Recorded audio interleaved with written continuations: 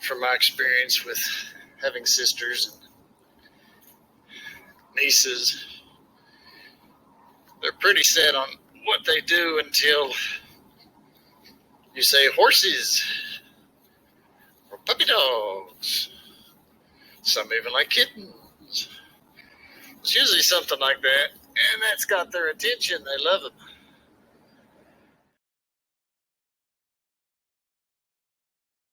A lot of traffic normally. That day the police were stopping everyone and just asking them if they'd seen anything. So I had gave them my thoughts. There was a couple things around there that I noticed coming in, and so I just shared that. Just my citizen's contribution.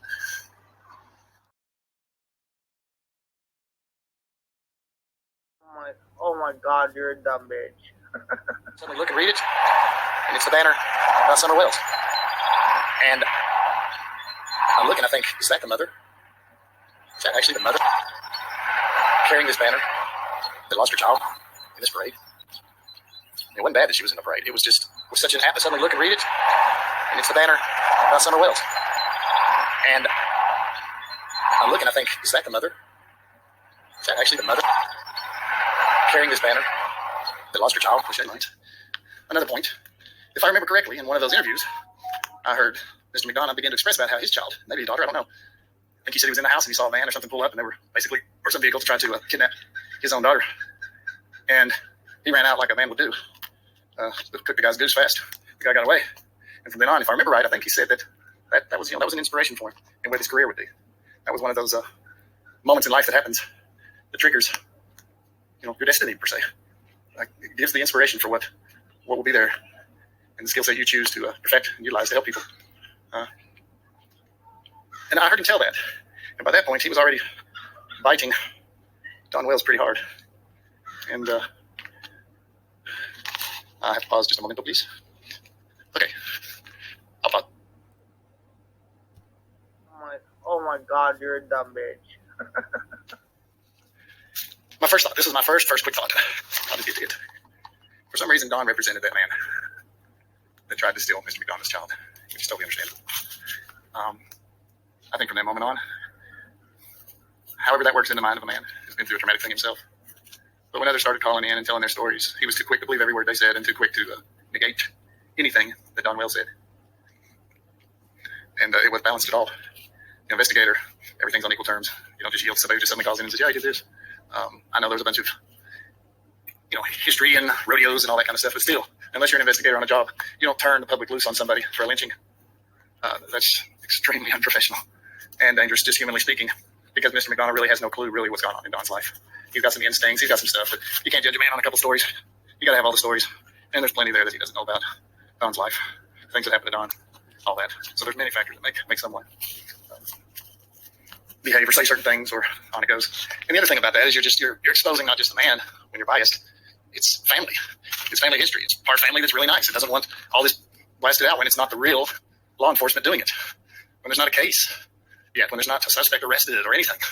And that doesn't even count that he has, I'm going with it that Summer's alive.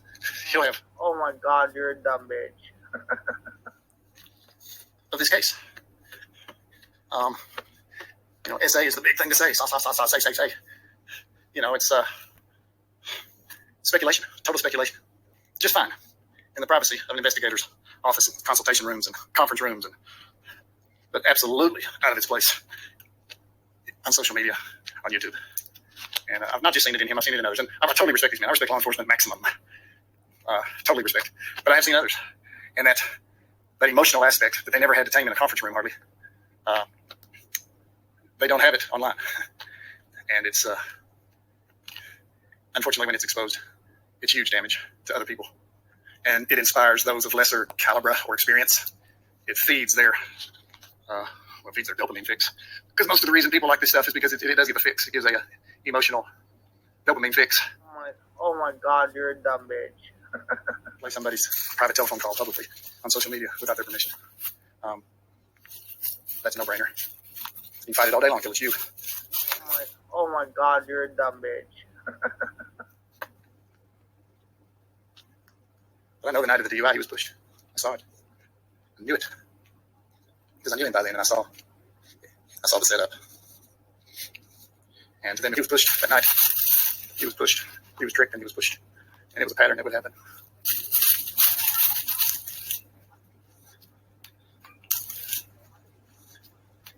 And let me make it clear.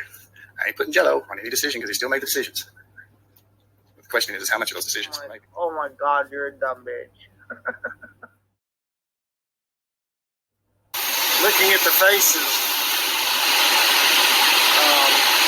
you'd hear the slightest thing, and you'd think, how's that fit, or does it fit? Or you'd have some crazy dream at night, wake up, all nervous. And I think once that happened to me, and I just wrote the TBI, the thoughts.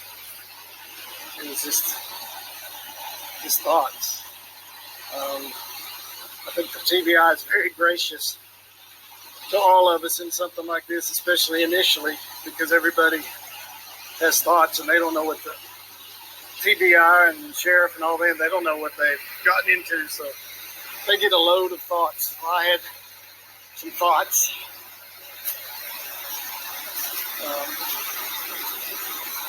Not necessarily as much who did it. I mean, I was thinking of accidents. And I thought maybe she felt like a big girl and wanted to run down to the post box, check the mail for the first time, and the mail guy hit her. I think I even had the thought maybe Dawn came flying up the driveway, and that's before I knew any of the facts, actually. And accidentally, there she was. You're just having all these thoughts. But I didn't know anything. I still didn't know the family.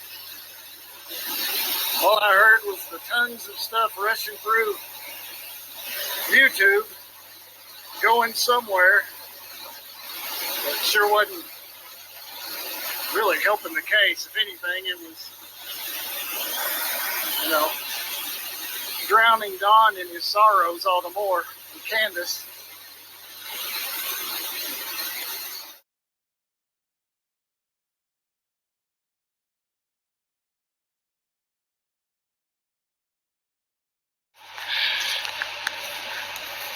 And so there was prayer,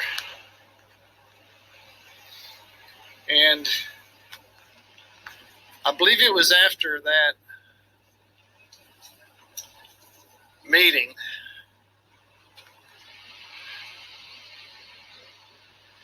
that, or it wasn't after that. Oh, that was it. I think I had already talked to Robin,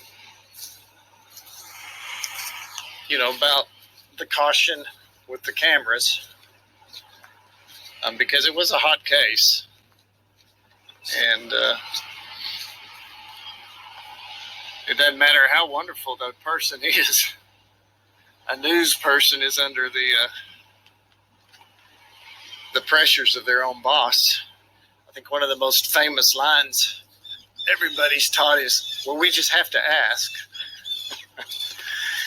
It's kind of like one of those catch cliche phrases. But there's just some amazingly nice people. Nice newscasters. Is the Rutherwood Mansion built by the Rosses. Mr. Ross, one of the founding people of this area. His daddy had owned thousands of acres here, and when he died, he came to check it out. And he made a little place called Rossville. Built the first bridge, not that one. Put a bridge across the river. Very historical. And the judge that sentenced Don is named Ross, Judge Ross. So I asked him, I said, are you related to these Rosses? And he said, no. I thought for a moment. But these Rosses had slaves at the time. Slaves took the owner's last name. And related to these Rosses? And he said, no. I thought he made a little place called Rossville. Built the first bridge, not that one. Put a bridge across the river. Very historical. And the judge that sentenced Don is named Ross.